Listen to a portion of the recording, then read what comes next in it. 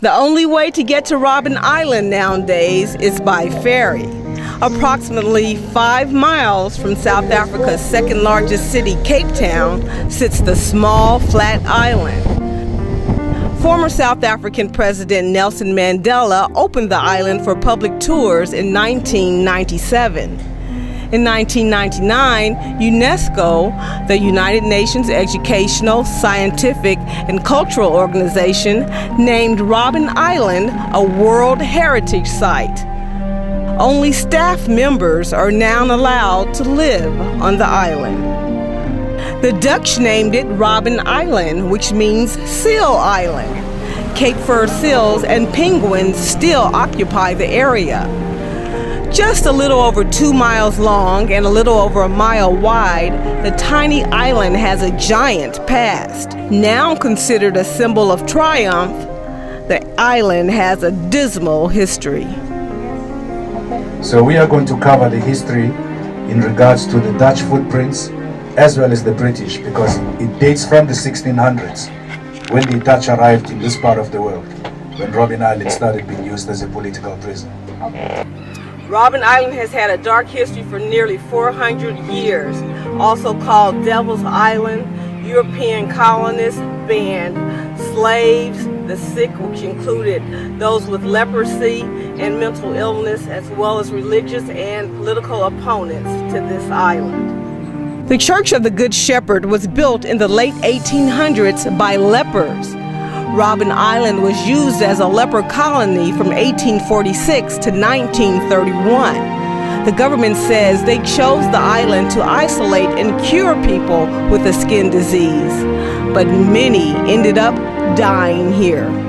So in the 1800s, during the British occupation, if you either had leprosy or any other skin disease, it meant that you would have been brought here.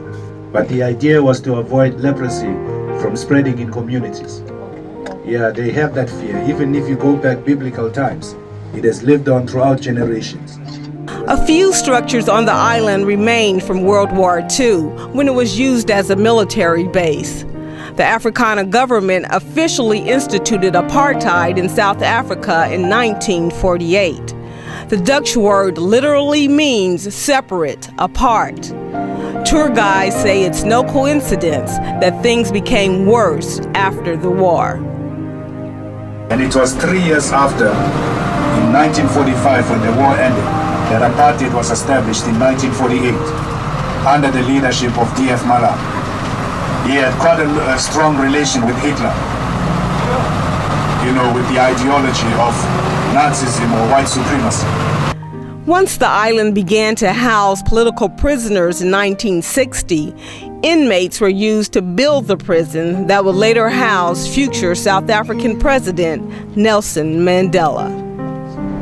But on the arrival in 1960, we have what they call the Old Zing Jail, where the first group of prisoners were accommodated. But under the apartheid regime, political prisoners were then forced to build this as part of their hard labor. Between 1962 up until mid-1964. It was the worst time ever to have been on this island. And because of the racial policies, it is only black men that were brought to Robben Island. Robert Sobukwe was the first political giant against apartheid imprisoned on the island. He was the founder of the Pan-African Congress, or PAC. In 1960, the PAC led a nationwide protest against the Pass Law, which required blacks and coloreds to carry papers at all times and limited their movement. Later that year, police opened fire on a protest of PAC supporters in the town of Sharpeville.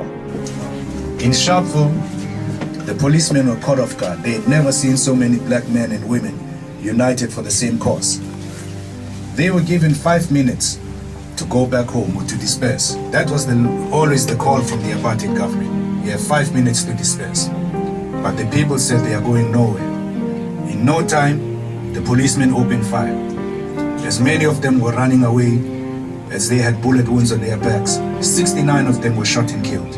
Sobukwe was later arrested and charged with inciting violence.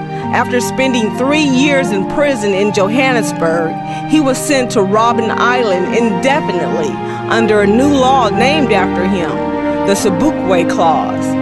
He spent the next 6 years in this small space, the only political prisoner sentenced to solitary confinement during his entire stay on Robben Island. So the soil fence area, it was described as Robert Sobukwe's world. He spent 6 years in isolation on this island. The Dutch began using the limestone on Robben Island almost as soon as they arrived. Over the centuries, prisoners worked the quarry and used the limestone to build many structures on and off the island. During the last decades, when Nelson Mandela was at the prison, prisoners worked the quarry daily as a form of labor and punishment, basically moving the stone from one side to the other. Robben Island was officially closed in 1990, with the last prisoners leaving the island in 1991. Today, only former prisoners are allowed to give tours of the prison. They live on the island with the former prison guards. They make peace with each other daily as they confront their past. Well, the first time I came back, it was very painful for me because it reminds me of my past. Yeah. But after some time, I realized that also heals me inside. Yeah. It's a therapy for me to come here and tell the people about my experience. In 1995, after apartheid was abolished, a group of former prisoners returned to the island to construct a memorial of remembrance, each laying a rock to build a small tower in the middle of the lime quarry. It lays there untouched, so that future generations of visitors will never forget what happened here.